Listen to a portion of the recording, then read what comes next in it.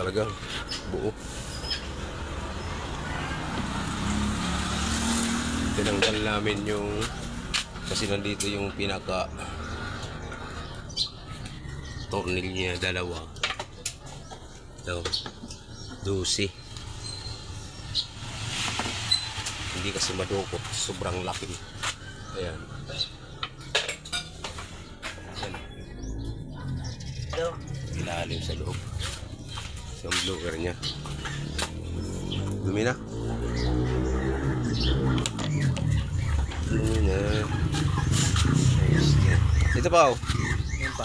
Tornilyo na ito. Wala. Saan? Kabila. Ito, bungkalin na lang natin to.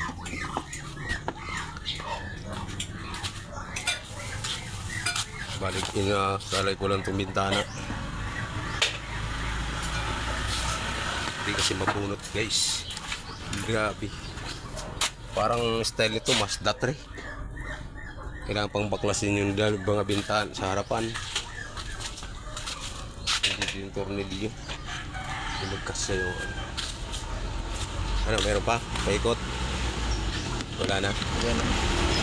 Ito, paikot ng ganito. Yan. Ito. Yeah, hindi yan. Yan. Ah, ito. Yan. Oh. Tapos ito. Ito.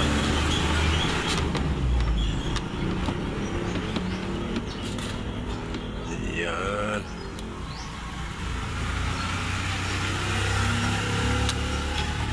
Tanggalin dyan. Yan na, tanggalin mo. Para malinisan natin ayos.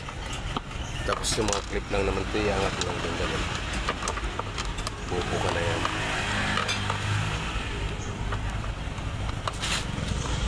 Diga.